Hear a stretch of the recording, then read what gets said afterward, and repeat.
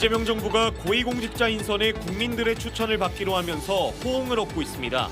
하지만 호남 인사 등용에는 불리하다는 의견도 나오고 있습니다. 태평양 전쟁 말기 조선인들은 전쟁터로 강제동원돼 참혹한 시간을 견뎌야 했습니다. 전남에서 635명이 남태평양으로 끌려간 사실이 확인돼 진상규명 요구가 커지고 있습니다. 공기업인 한국동서발전이 기존의 발전소 부지를 개발해 수백억 원의 이익을 얻는 것으로 알려졌습니다. 하지만 피해는 지역 시민들에게 전가되고 있어 불만이 커지고 있습니다. 광주FC가 적자 경영으로 선수 영입 금지 등의 징계를 받았습니다.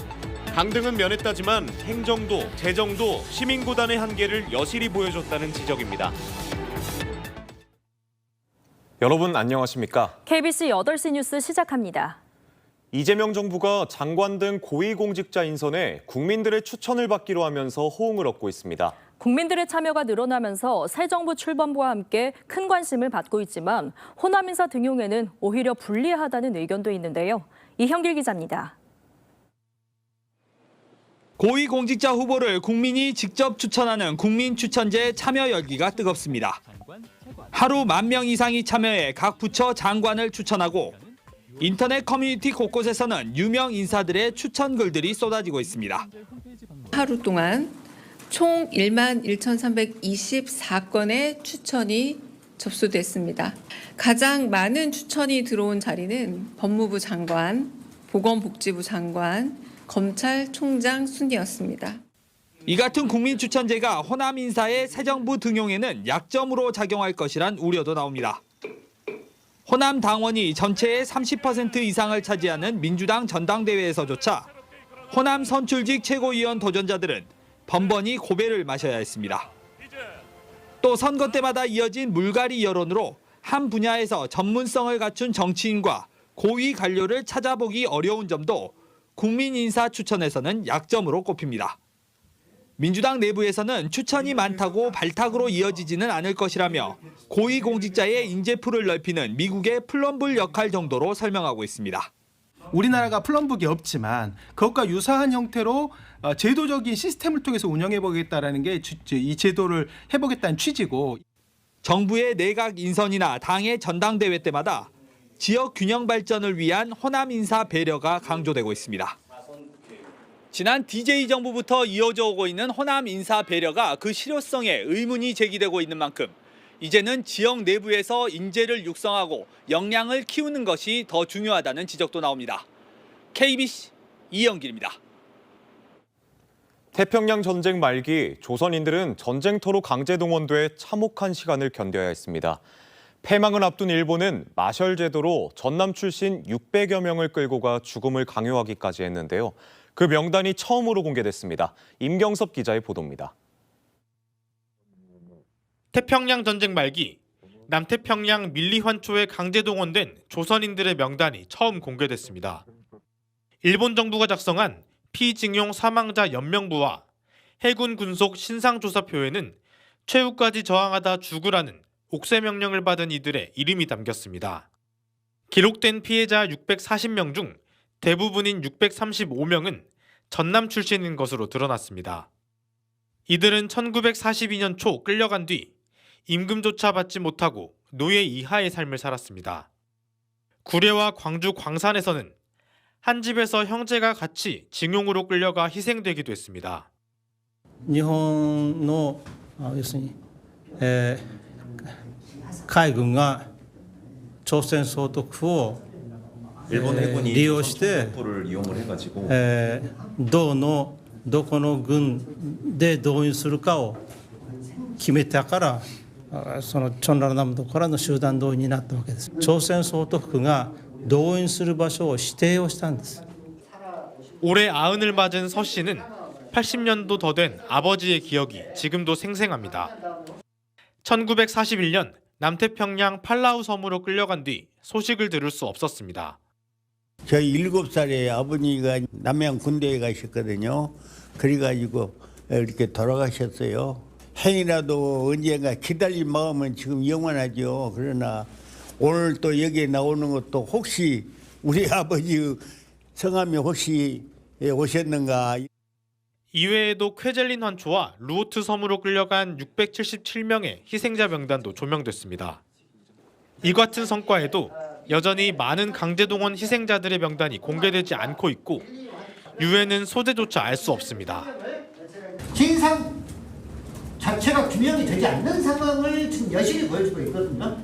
우리 정부 대응 기구가 없던 채 전라남도 피해자니까 전라남도 움직여라 하는 것도 사실 이게 한계가 있고. 태평양 전쟁 말기 일본이 저지른 만행이 점차 드러나고 있는 만큼 진상규명을 위한 정부 차원의 대응이 필요합니다. KBC 임경섭입니다. 정부가 금호타이어 광주공장 화재로 인한 광산구의 특별재난지역 선포 건의를 수용하지 않았습니다. 광주 광산구에 따르면 행정안전부는 어제 광산구의 특별재난지역 선포 건의에 대해 국가 차원의 긴급한 수습과 지원이 필요한 재난이라고 보기 어렵다는 내용의 공문을 보내왔습니다. 이에 광산구는 금호타이어 상황과 더불어 최근 위니아전자를 비롯한 계열사가 파산 선고를 받은 만큼 정부의 경제위기 지역 지정을 요청하기로 했습니다. 오늘 밤 광주와 전남 지역은 대체로 흐린 가운데 돌풍과 천둥 번개를 동반한 강한 비가 내릴 것으로 보입니다. 일부 지역에서는 시간당 10에서 20mm 안팎의 강수도 예상됩니다. 특히 국지성 호우와 낙뢰 가능성이 있어 주의가 요구되고 있습니다. 내일 오전까지 비가 이어지며 낮 동안에는 흐리고 무더운 날씨가 계속될 것으로 전망됩니다. 내일 아침 광주의 최저 기온은 22도, 낮 최고 기온은 28도로 예상됩니다. 공기업인 한국동서발전이 기존의 발전소 부지를 개발해 수백억 원의 이익을 얻는 것으로 알려졌는데요. 그런데 이 과정에서 수십 년간 피해를 떠안은 지역사회와 시민들을 위한 지원책은 하나도 내놓지 않고 있습니다. 이익은 공기업이 챙기고 피해는 주민들에게 전가되는 불합리한 구조를 바꿔야 한다는 지적이 나오고 있는데요. 박성호 기자의 보도입니다. 한국동서발전은 기존 화력발전소 부지를 매립 개발하면서 300억 원 이상의 이익을 챙겨가는 것으로 알려졌습니다. 하지만 개발 이익 중 일부를 지역사회에 환원하거나 공유하려는 움직임은 전무했습니다. 특히 화력발전소로 40년 넘게 피해를 본 지역민들을 외면하고 또다시 LNG 발전소를 짓는 데에만 급급하다는 비판이 나왔습니다. 여수시의 소극적인 행정도 도마에 올랐습니다. 송하진 여수시 의원은 지난 4일 발전소의 해체와 재건설 과정이 주민동의나 공청회 없이 일방적으로 추진되고 있다고 지적했습니다. 전혀 대응한 방침이었고 아무런 지금 계획이 없습니다. 그래서 우리 지역 주민들의 의견을 수렴해서 실질적으로 피해액을 산출해서 보상할 수 있도록 적극적인 노력을 해야 된다고 봅니다. 여수시는 한국동서발전의 공사 과정에 대해 법적인 해석의 차이가 있을 수 있다며 위법 사항이 발견될 경우 대응하겠다는 입장입니다. 이제 여가 대상 그런 부분은 법적으로 나중에 갈 수 있는 그 여지가 좀 있어요. 행정심판, 행정소송 갈 가능성도 있죠. 수백억 원의 수익은 공기업이 챙기고 환경오염 등 피해는 지역 주민들이 떠안고 있다는 지적이 나오는 가운데 여수시의 적극적인 자세가 필요해 보입니다. KBC 박성호입니다. 문형배 전 헌법재판소장 권한대행이 새 정부가 외치는 민생회복과 사회통합은 결합해 있는 것이라고 말했습니다. 문 전 대행은 오늘 순천만 생태문화교육원에서 헌법의 관점에서 교육을 생각하다를 주제로 강연을 갖고 김대중 전 대통령은 IMF 위기를 국민통합으로 극복하셨다며 국민이 똘똘 뭉쳤을 때 민생도 회복되고 위기도 극복하는 것이라고 강조했습니다. 이어 불의에 저항하는 정신 덕분에 시민들이 국회 주변을 둘러싸고 장갑차 밑에 들어눕고 군인들의 총을 잡았다며 비상계엄의 조기 해제는 5.18 정신이 있었기 때문이라 생각한다고 말했습니다. 여수시가 지난 5년 동안 이뤄진 행정소송에서 절반 가까이 패소하면서 시민 열세를 낭비하고 있다는 지적이 제기됐습니다. 여수시의회는 지난 5년 동안 여수시가 소송 당사자로 관여한 행정소송은 총 144건으로 이 가운데 절반 가까운 66건에서 패소하거나 일부 인용 판결을 받았다며 위법한 절차 진행과 사전 준비 부족이 패소로 이어지는 사례가 급증하고 있다고 지적했습니다. 그러면서 사전 법률 검토나 외부 자문 없이 무리하게 행정을 추진하거나 법적 근거가 불충분한 상태에서 처분을 내리는 관행부터 바로잡아야 한다며 소송 자체를 줄이는 예방 행정이 무엇보다 중요하다고 강조했습니다. 어설픈 행정으로 피파로부터 제재를 받은 프로축구 광주FC가 이번엔 적자 경영으로 선수 영입 금지 등의 징계를 받았는데요.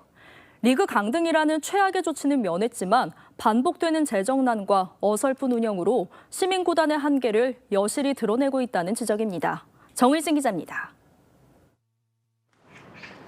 광주가 프로축구연맹으로부터 제재금 1,000만 원, 선수 영입금지 1년의 징계를 받았습니다. 재정 건전화 규정 위반 때문입니다. 지난 2023년 프로축구연맹은 각 구단이 연간 수입을 초과해 지출할 수 없도록 해당 규정을 도입했는데 광주는 이를 지키지 못했습니다. 지난해에도 재정 건전화 규정을 이행하지 못해 여름 이적 시장에서 추가 선수 영입을 금지당한 광주. 그 사이 광주의 적자폭은 23억 원에서 41억 원으로 더 커졌고 그 결과 이번 상벌위원회에서 징계를 받게 됐습니다. 재정 건전화 규정 위반으로 구단이 징계를 받은 건 광주가 처음입니다. 당황스럽고 특히 저희 열렬한 광주FC 팬들한테 죄송할 따름이죠. 당초 K리그2 강등까지 거론됐던 데 비하면 최악의 상황은 면했습니다. 지불해야 하는 제재금은 당장 1,000만 원에 불과하고 선수 영입금지 징계에 대한 집행도 오는 2027년까지 유예됩니다. 다만 연맹이 제시한 가이드라인을 지키지 않거나 그때까지 자본 잠식 상태를 해소하지 못할 경우 즉시 효력이 생깁니다. 최근 어설픈 행정으로 피파로부터 제재를 받은 데 이어 이번엔 경영 문제까지 불거지면서 시민구단의 한계를 여실히 드러냈다는 지적이 나옵니다. 이번 일로 발견한 문제가 구단 운영에 대한 전반적인 문제들 그리고 재정에 대한 문제들 이걸 확인한 만큼 이제는 우리가 기업 구단으로 전환을 확실하게 나설 시도를 해야 된다. 그리고 거기에 대해서는 광주시가 책임을 지고 광주는 이런 문제가 발생한 데 책임을 느낀다면서 선수단 규모와 연봉 상한선 등 연맹이 제시한 가이드라인 준수와 자본 잠식 해소에 최선을 다하겠다는 입장을 밝혔습니다. KBC 정의진입니다. 광주시의회가 광주시의 과다한 채무를 이유로 결산한 불승인까지 고려한 끝에 결국 부대 의견을 달아 승인했습니다. 광주시의회 예산결산특별위원회는 오늘 2024년 광주시의 결산안에 대해 추경과 내년도 본예산 편성 시 지방채 발행을 지향하고 채무비율 관리 대책을 수립하라는 내용 등의 부대 의견을 달아 최종 승인했습니다. 당초 예결위는 어제 광주시 결산안을 처리할 예정이었지만 광주시의 채무 비율이 전국 최고 수준인데도 집행부의 경각심이 낮다는 이유로 일부 위원이 불승인 의견을 내자 오늘까지 논의를 이어왔습니다.